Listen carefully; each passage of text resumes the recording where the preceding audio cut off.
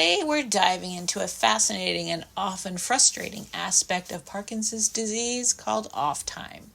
Have you ever wondered why someone with Parkinson's can seem perfectly fine one moment and then suddenly struggle to move or think clearly? Stick around because we're going to explain what off time is, why it happens, and how to manage it. And then at the very end, I'm going to go over my mom's off time situation and how she's dealt with it and the schedule that we came up with that works great for her. So, first off, what is off time? Off time refers to periods when the medication for Parkinson's disease starts wearing off and the symptoms return or worsen. This can happen gradually or suddenly. It's like flipping a switch. Imagine carrying on a normal conversation and suddenly feeling confused, or suddenly being unable to move easily. If you or a loved one are dealing with Parkinson's disease, this information I am about to share could be a game changer. It was for us. So, off time is a significant feature of advancing Parkinson's disease and can be a major source of disability when untreated. It can affect people differently and even vary from day to day for the same person. Off time can happen in the morning, evening, between doses, suddenly, or even unexpectedly. It's also sometimes called wearing off because that's basically what it is. It's when your medication effects are wearing off. My mom gets off time very expectedly, and it's predictable. The same thing happens every day at the same time, and we know that's what it is. It's been so helpful for Mom to understand what's going on and why she's having those symptoms. And because she knows what it is, it's a lot easier for her to deal with.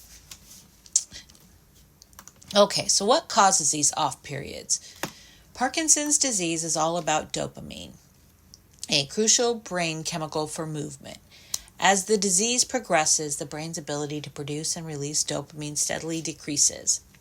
Early on, medications like levodopa help manage symptoms well. But as the disease advances, the medication doesn't last as long, leading to more frequent off periods. Levodopa enters the bloodstream through the small intestine, travels to the brain, and converts into dopamine. In the early stages, this process works smoothly, but as brain's health declines, the medication effects shorten. I've done a video about how this all works. I'll put a link up above and also in the description if you want to go watch that. So now let's talk about managing off time. Now that we know what off time is, when the medication is wearing off between dosages, optimize when you take your medication. Now my mom takes the extended slow-release Rytary, which is levodopa and carbidopa, but in different dosages. That doesn't matter right now. But hers, the Rytary, supposedly maintains longer symptom control and less off time. People using and that take the carbidopa levodopa, the Cinemet, that is just a normal release drug, so it can wear off more abruptly. Anyways, work with your doctor to adjust the timing and dosage of your medications. Some patients find that taking smaller, more frequent doses can help reduce the off time. There's additional medications that can be added to help manage symptoms, and you also need to consult your doctor to find the best combination for you. My mom's doctor has never recommended any additional medication to help with the off time. In fact, he's never even talked to us about the off time. I've asked him about it a few times and he kind of just shrugs me off. So anyways, we're not using any additional medications. They're also suggesting limiting high protein foods as they can interfere with levodopa absorption. So they say to instead they are the experts, focus on a diet rich in fiber, fluids, and essential nutrients. And timing your protein intake can also help, since some patients find it helpful to eat their protein-rich meals in the evening when they are less reliant on their medications. My mom, however, likes the protein in the morning. She feels better when she has the protein at that time. And later in the day, she does not like to have protein-rich foods or rich foods, period. She likes lighter food later in the day. But every person is different. Another thing is exercise. Regular exercise can improve mobility and reduce off time. Activities like walking, swimming, and yoga can be beneficial. Exercise also helps with overall physical health and can improve mood, which can help manage the emotional aspects of Parkinson's, which is a huge thing. The emotional aspects of this disease are intense. That's a whole nother video. Okay, they also say to try to reduce your stress with techniques like meditation, deep breathing, mindfulness. Stress can, obviously stress makes a lot of things worse, but it can worsen your Parkinson's symptoms. So finding ways to relax and reduce anxiety is crucial. Find activities that are enjoyable, that can help you stop thinking about your Parkinson's. Social interactions are great. Creative activities are great. And any little activity, like anything you enjoy doing, will help. Sitting in a chair thinking about your disease all day is not going to help. There are medical interventions you can try. Advanced options like deep brain stimulation, DBS, can provide relief for some patients. DBS involves implanting electrodes in the brain that send electrical impulses to regulate abnormal brain activity. That sounds kind of intense, and maybe you want to try that after you've tried everything else. There are rescue therapies like apomorphine.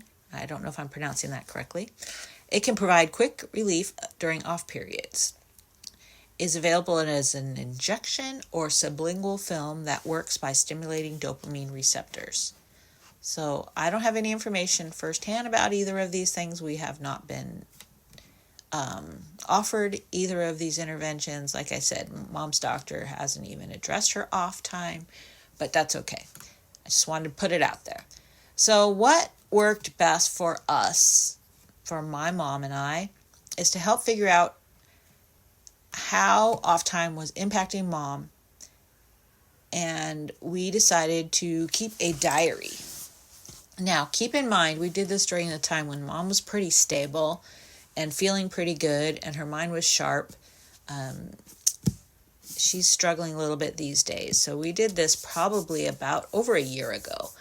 I got a day planner for her, and she would write down what time she took her medications, what time she ate, what she ate, when she napped, when she went for walks, when the symptoms would be the worst, when she noticed them coming back, etc.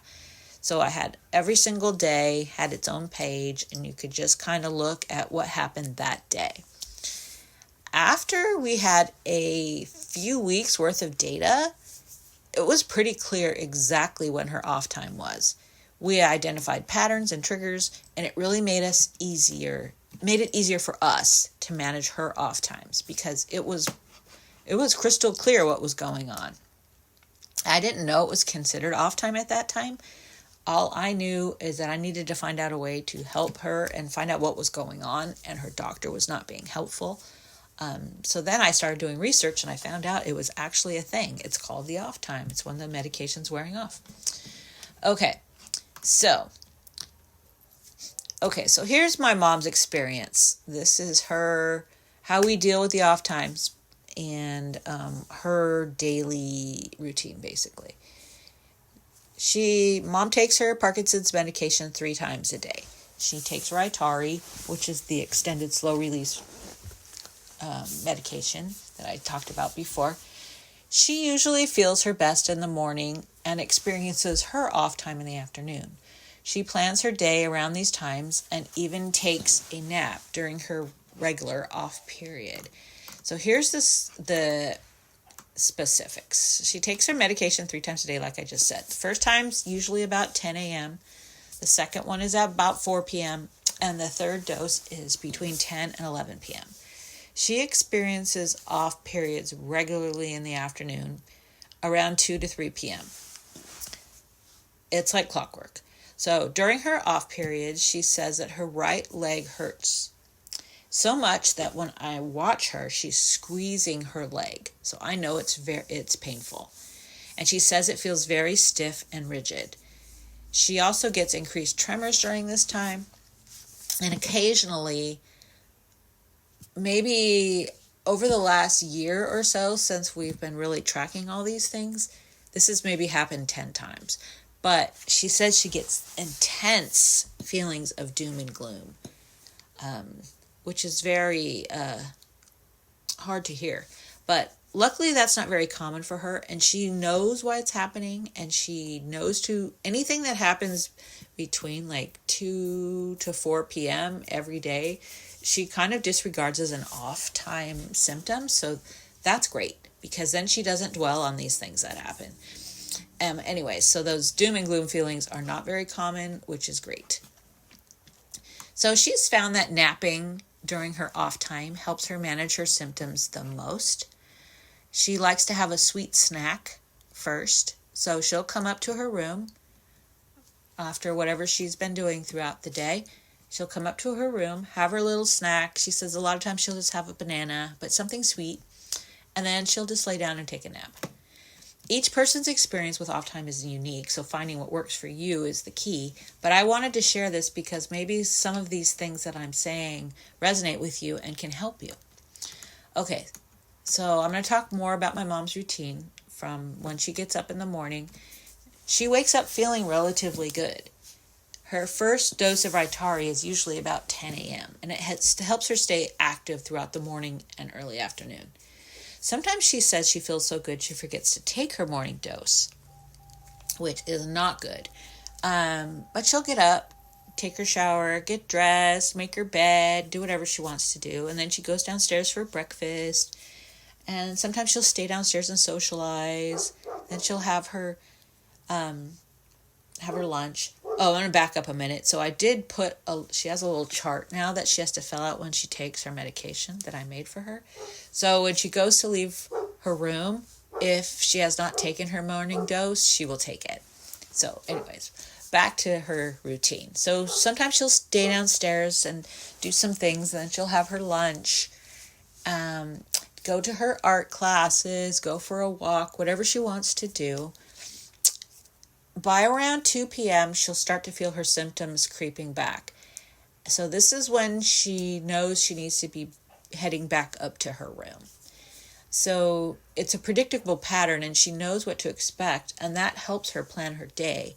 Sometimes there's a art class at 1:30 that she likes to take, or sometimes they play bingo at 1:30. And she knows that starting about 2 is when she needs to not necessarily leave whatever she's doing and run back to her room, but she's aware that starting about 2, she's going to start having these symptoms. So even though the activity starts at 1:30, she still may go do it, and she may not stay for the whole thing, or she'll suffer through until it's over at 2:30 or whatever. But that's when she heads back to her room to take her nap. So her next dose won't be until 4. Now, you probably are asking why not just take the 4 p.m. dose earlier. And that's a valid question, and we have tried that. But Mom likes to take her bedtime dose as late as possible so that she can get some rest.